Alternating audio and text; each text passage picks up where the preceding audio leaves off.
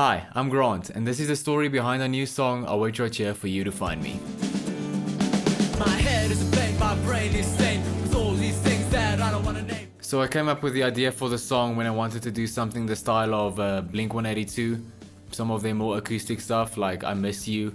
Also took a lot of inspiration from Boxcar Racer, specifically There Is. And you can clearly hear that with the snare drum roll, especially in the beginning of the song.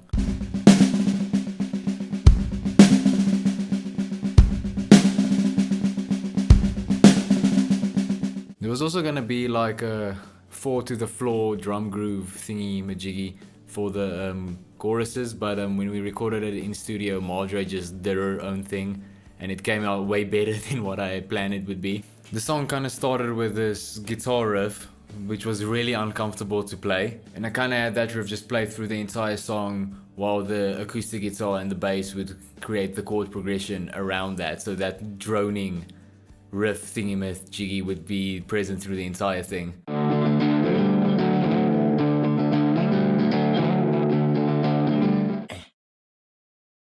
For the acoustic guitar part, I wanted this D octave chord to be present throughout the whole progression. So the progression starts off with just the D octave chord, and then I stop playing the D octave chord, but I add the root of the fourth, which is the G, to it.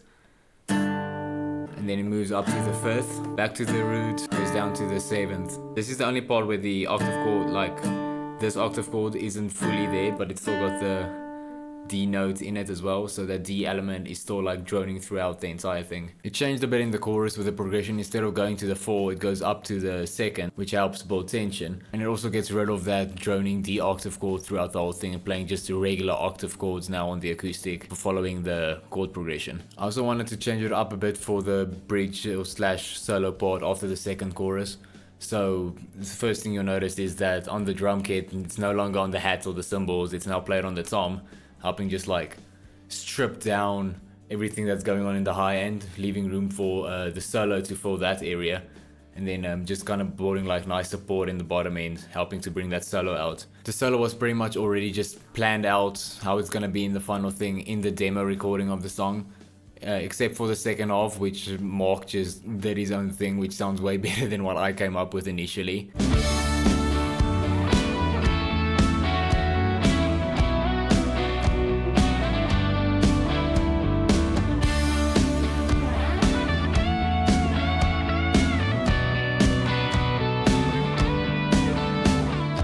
And then after the solo, it goes to just like really stripped down, always just an electric playing just regular chords, and then this really upfront vocal, which I try to make as like whispery, I wanna get in your ear, ASMR, yeah. Please stay with me. This is where I want to be.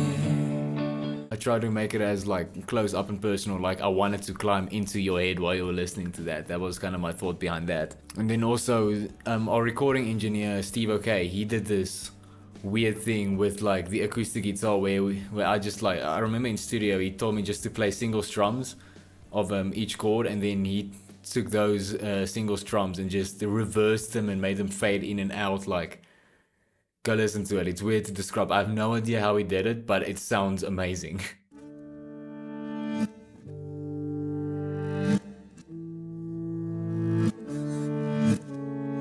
Speaking of recording in studio and stuff, the vocals for this one were a bitch to get done. Recorded this after we recorded Crow, so my throat was already just like gone from that, because that was a lot of yelling and just aggressive vocals I had to get down. And for this song, it wasn't as bad, but still reaching some of those higher notes like you'll hear in the last chorus, it sounds like my throat is straining, but it kind of added this weird gritty effect to it. I kind of just liked it, didn't do any other takes, because it works. It's got that genuine rock and roll flair. With you right here, take away all my fear. Also, I'm a real cool guy, so I did some rapping in the verses.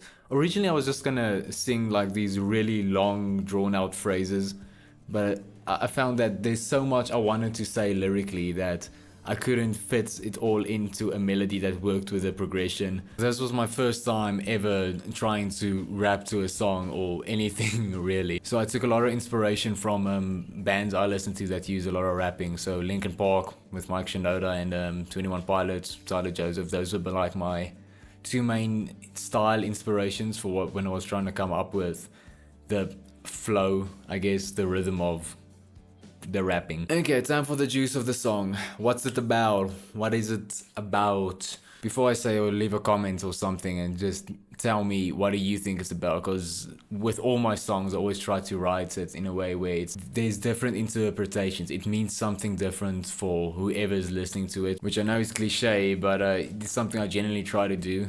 I use a lot of metaphors, so it's open for your own interpretation, but the meaning I had behind it was kind of like I was writing it about this fictional idea of someone or something that would magically just show up in my life and fix all of my problems, just sort out all my shit.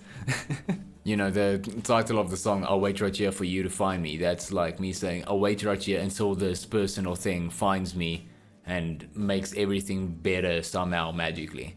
That's at least how I felt when I was writing the song. Right now, I've come to realize like you can't expect someone else to take responsibility for how you feel. You need to sort your own shit out. You're responsible for your own happiness.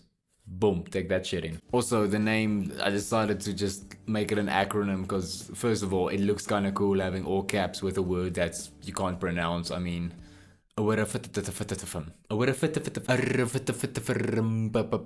also just we've done the whole like long ass Fall Out Boy Panic at the Disco style titles before, and I'm kind of over it already.